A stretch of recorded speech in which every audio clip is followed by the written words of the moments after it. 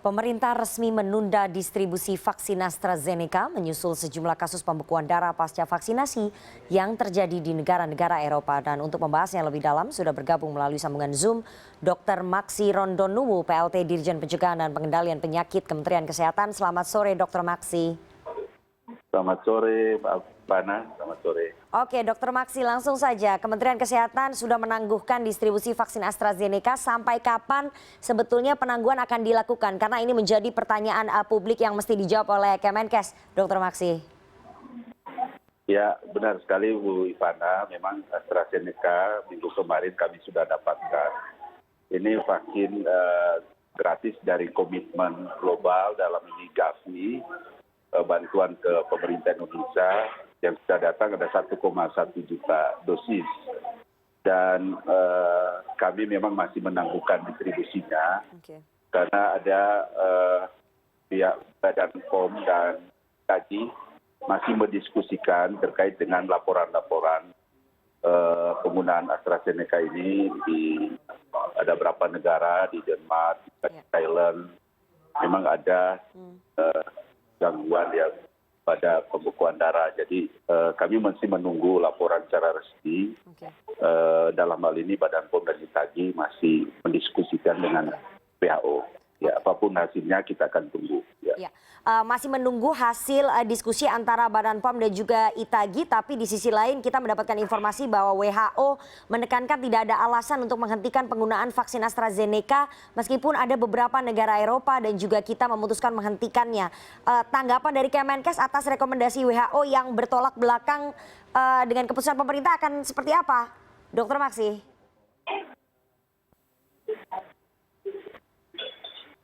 Bu Ivana, ini suaranya terputus tapi sempat saya dapat. Jadi sebenarnya keputusan Badan POM dan ITAGI pun itu akan mengacu di WHO.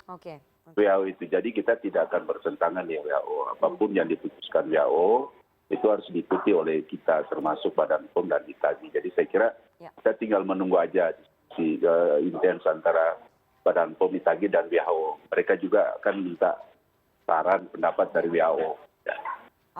Kira kalau sudah ada itu segera kami siap untuk distribusikan.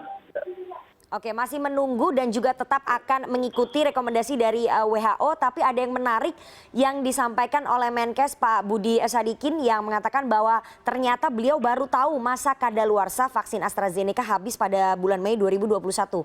Apakah saat mau mendatangkan vaksin tidak ada informasi dan koordinasi soal masa kadaluarsanya, Dr. Maksi? Ya, baik. Jadi sebenarnya memang masa expired date daripada AstraZeneca ini memang sampai tanggal 31 Mei. Kami sebenarnya sudah kan strategi, sasaran yang akan divaksinasi. Tentu semua ini akan kita berikan 1,1 juta itu dosis pertama.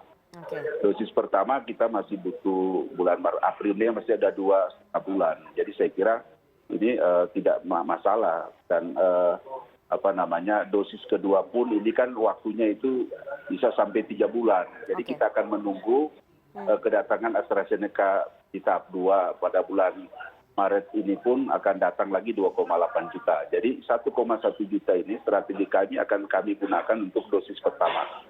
Jadi akan selesai. Jadi 2 bulan itu cukup, sangat cukup waktunya. Dengan adanya informasi soal masa kadaluarsa dari vaksin AstraZeneca yang sudah datang 1,1 juta dosis, kemudian ada juga informasi soal kendala soal pembekuan darah begitu ya yang terjadi di negara-negara Eropa. Apakah kemudian dari Kemenkes mengakui bahwa ini mempersulit langkah dari pemerintah untuk bisa meyakinkan masyarakat dalam program vaksinasi nasional? Ya, saya kira kalau bilang mempersulit juga tidak, karena saya kira kalau ada rekomendasi WHO dan ditindaklanjuti Badan POM, kita akan segera kami sosialisasikan. Kalau ada dari beberapa negara, saya kira akan dipertimbangkan, dicari juga mungkin dari ITAGI akan mengeluarkan beberapa rekomendasi ya terkait dengan ini. Tapi untuk masa kedaluarsa saya kira tidak ada kesulitan bagi kami karena sasaran sekarang ini sudah siap untuk menerima suntikan dosis pertama sehingga 1,1 juta waktu masih 2 bulan itu masih sangat cukup waktunya, bahkan masih lebih kan untuk kami diskusikan langsung digunakan untuk AstraZeneca ini ya pada sasarannya.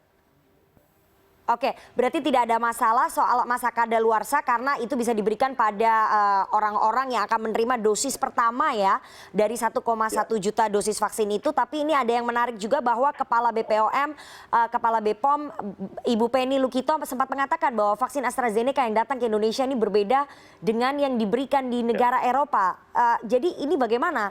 Apakah memang berbeda sehingga tidak ada yang perlu dikhawatirkan bahwa tidak akan menimbulkan efek pembekuan darah, Dr. Maksi?